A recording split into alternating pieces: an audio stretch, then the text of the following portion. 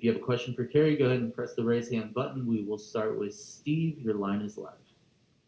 Hey, Keri, this is Steve Jewin from MMA Mania. How are you doing today? Oh, very well. How are you? I'm great. Thank you for asking. And this is a very interesting fight you've got coming up with Emily King because she's somebody who started out her career 0-3 and then reeled off 4 straight wins in a row. So how do you see that evolution as somebody that's won 4 fights in a row yourself? I think in my mind, she's 4-0 right now. And she just took out a world champ boxer. So I respect the heck out of that. And I'm picturing her as to be the best Taekwondo athlete out there, the best grappler, and I prepared for that. And I think she's going to come ready. But I'm ready to bring it to her. And as for somebody that's been a legend in the sport, your husband, El Nino Gilbert Melendez, what's the chances we could get to see him on a card with you, a husband and wife duo headlining a Bellator event? Oh my goodness, that's the second person asking that. I don't know. I think you would have to ask him.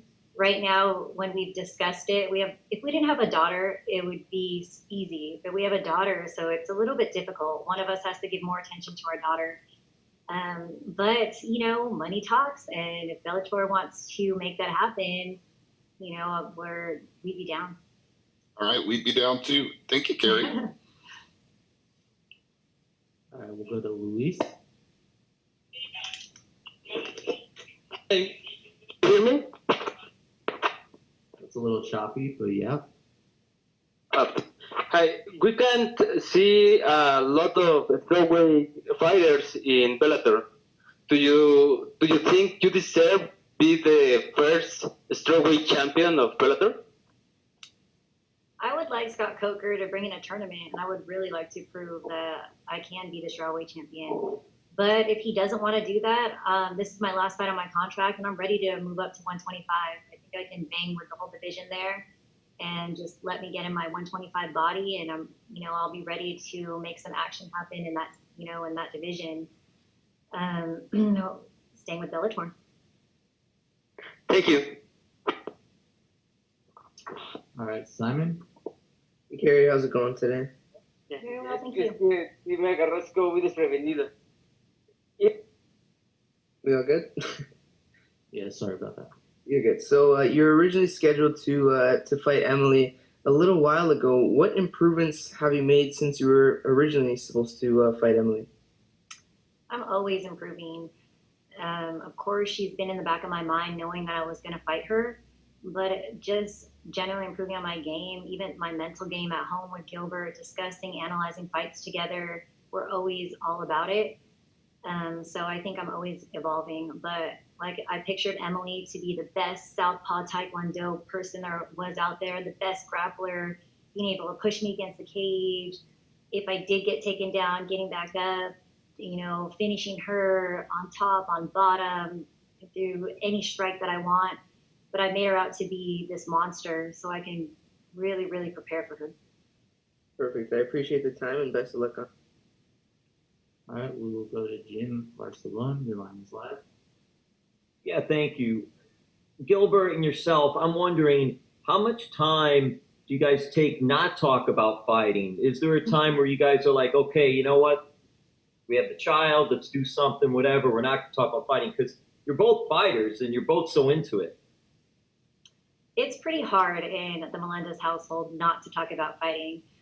It's always coming up, or we're always analyzing, or we're talking about the practice and little improvements that we both can make, asking each other like, hey, what do you think if this person does this? Coming up with new techniques, new training methods. And our daughter is the one that has to put us in line and be like, that's enough, mom and dad, let's just watch a movie, or let's not talk about fighting. So, our beautiful little daughter brings us back to living a little normal life. And Keri, what can you say about the evolution of women, especially in combat sports, and just how much pride you take in doing what you're doing and maybe opening doors to others? I take so much pride in representing women, and there was so many women before me that I respect that.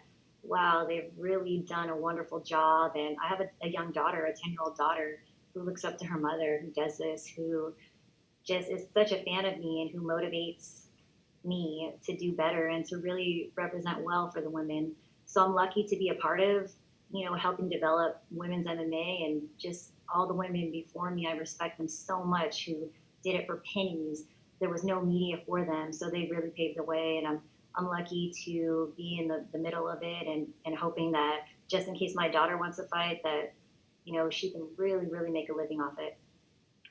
Thank you. All right, we'll go to Donna. Hey, Keri, how's it going? Hi, very well. I hope you're well too. Thank you. To follow up on what we just talked about, I spoke to Keri Taylor earlier today, and in boxing, there's been this whole discussion because she's obviously defending her title on this all-women's card over the weekend in the UK, and she was discussing how when she was growing up, there wasn't. If you wanted to be a boxer or you wanted to be a fighter, you had to watch, your Chris Eubanks, you had to watch your Muhammad Ali's, your Mike Tyson's. There weren't girls to watch. Does that do you feel the importance of your role whenever you step out there on such a big stage like Bellator? I definitely do. I really want to represent for all the ladies out there. I want to represent for the mothers out there, and knowing that they could do it too. I'm also a business owner, so I have a lot of things going on, and being able to live a dream is definitely, I want to show, all the women in the world that you can do it too. So I do feel happy, and I agree with Keri Taylor. Back in the day, like even when I was training 14 years ago, there wasn't that much of a place for women. There wasn't very many women in the gym. Now I have a whole women's team. I have two corner women, Leslie Smith and Shinju Eclair, and they're both fighters. You've got a great relationship with Bellator, but I wanted to pick up on what you said. The contract is almost up. Is the plan very much to just re-sign, get another contract going, or if you win, you're going to be 5-0, and the negotiation leverage would be all in your favor if you wanted to test free agency? I would love to stay with Bellator and move up to 125 if Scott Coker does not want to make a 115 tournament or be available for some champions and really making that division. I want to stay with Bellator and move up to 125, but I'm open to hear anything out if 115 is available. But my first option would be to stay with Bellator and move up. And if I want to stay at 125, if I want to stay at 115, I think it wouldn't be with Bellator, because I want some bigger fights. I want there to be a division. I want the motivation, and I think Emily King is tough as heck, and she's really going to try to take me down, and I don't think I'm going to get credit for when I beat her. Thank you. Santiago. Hi, Keri. Greetings from Amsterdam. There is no Bellator strawweight champion right now. Why do you think that is, and how can we change that? I wish I was a little bit more active in the 115 division to hopefully really make a scene so that Scott Coker would open up this division and really get motivated to do a strawweight tournament. I don't know why that he's done. Bellator and Scott have done an amazing job really with the 125-pound division. So I think they're focusing on that. And my only hope is they would do a tournament and crown a champion, or else I'm ready to move up to 125. Talking about that 125 division, there's another fighter, Denise Kielholtz from the Netherlands. She has the same issues like you. Denise is also a strawweight who is now fighting at flyweight. She's doing quite well, going 4-0 in her last 4 fights. She even knocked out her opponent, Kate Jackson, in a big main event. Did you catch Denise in her fight, and what did you make of her performances? I definitely caught Denise. Definitely watching her. I know she's a kickboxing champ, and I've watched her MMA fights, and I saw her take out Kate Jackson, like you said, and she did a beautiful performance, and I'm definitely keeping my eye out for that. Last thing, and it's more an announcement. I think there's a 125 tournament coming up. Maybe that's something for you. Good luck on Fight Night, Keri. Thank you. All right, we'll take our last question from Danny Knopf. Hey, Keri, how you doing today? Very well. Hope you're well too. Thank you. We were talking about before that if you would get this win, you'd be 5-0, and talking about a potential tournament. With the tournament, or with anything in general, comes multiple fights possibly in a year. Seeing how 2020 there wasn't many opportunities to fight. How many times, if in an ideal world, would you like to fight next year after this fight? I would like to fight at least 3 times. I'm hoping, goodness, even 4, but 3 would be ideal.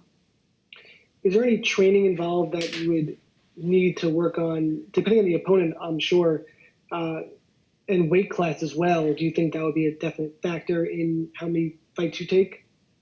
Yes, definitely. I think fighting at 125, I'd have to really come into that, get a little stronger, but I would be a lot more just not having to be so strict with my macros and my diet. So, you know, I'm willing to try it out and to see, you know, I don't know yet how that training would be, but I train year round. There's no real time off. Well, thank you and good luck this weekend. This week. Thank you.